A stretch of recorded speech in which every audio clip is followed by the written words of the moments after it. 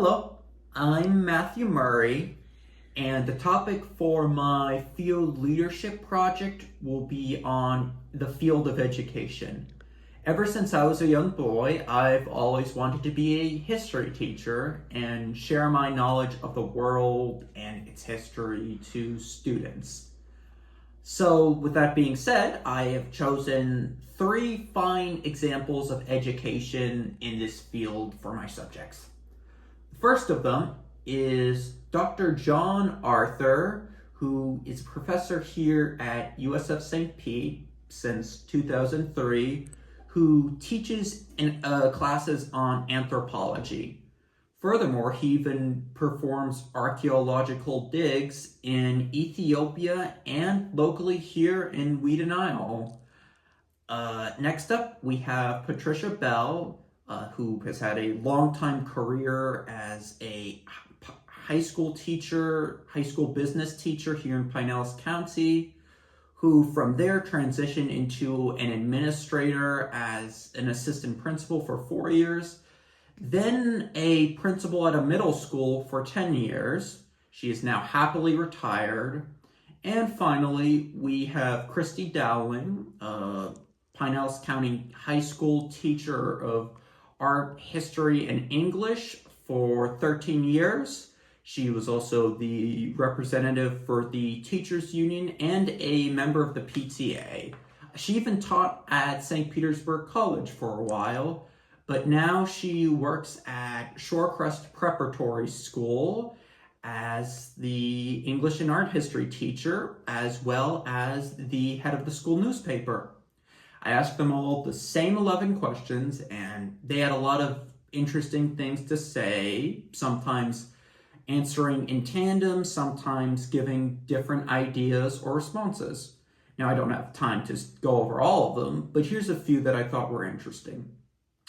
The first one was question 3. What can I do now as a college student to set myself up for success in this profession?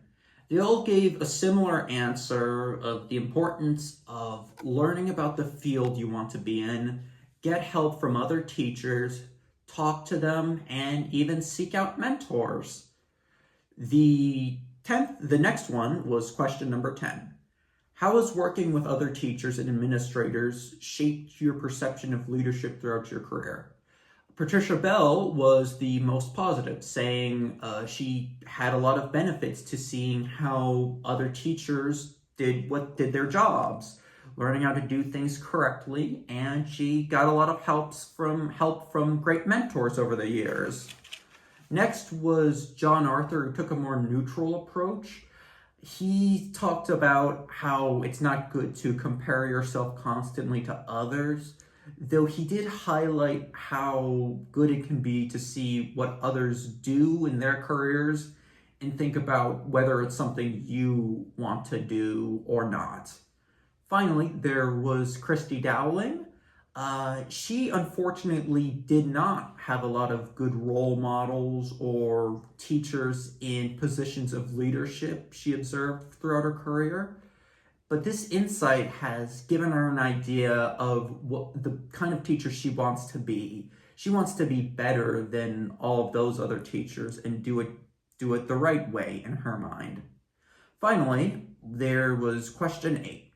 Could you share your strategies or experiences in promoting inclusivity and respect across different beliefs and values within your professional setting? Largely, they all said the same things, but I think their responses gave a really good idea to inclusivity and how to foster it in the field of teaching and education. First was understanding different people from different backgrounds. The second was not judging and listening to others while avoiding judging. It's actually something John Arthur highlighted himself, since he is an anthropology teacher, and that is integral to a study. Next is creating helpful environments for dialogue so students can discuss their differences in a healthy manner. And finally was the importance of giving students the opportunities to be heard and the pathways to raise a voice.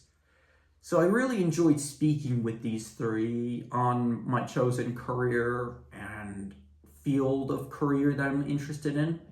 Now, since they're not in this class, we didn't explicitly talk about things related to it, especially the relational leadership model. They did not refer to it directly, but I was able to make some good connections to it, I would say.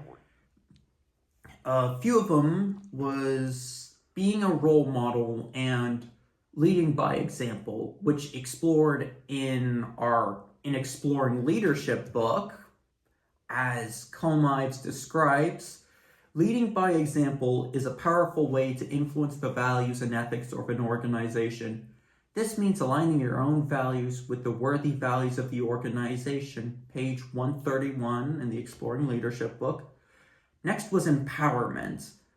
Comides notes, being empowering means mitigating aspects of the organizational climate that can block involvement for others on page 116, and this can be very important in a school environment and especially a class environment. Then there was the concept of mattering. As she said, it's the idea of giving students a voice and letting them know that they are important. Again, very important for classroom activities and getting people involved in class process. It's from page 121 to 23. And finally, there's the concept of inclusivity. As she notes on page 108, being inclusive means understanding, valuing, and actively encouraging diversity in views, approaches, styles, and aspects of individuality, a great thing to learn both in class and in the workplace. So in conclusion, I think these conversations were very insightful to me. They had a lot of useful things to say about the field of education and just leadership in general, which I hope I'll be able to apply in my own career in the future.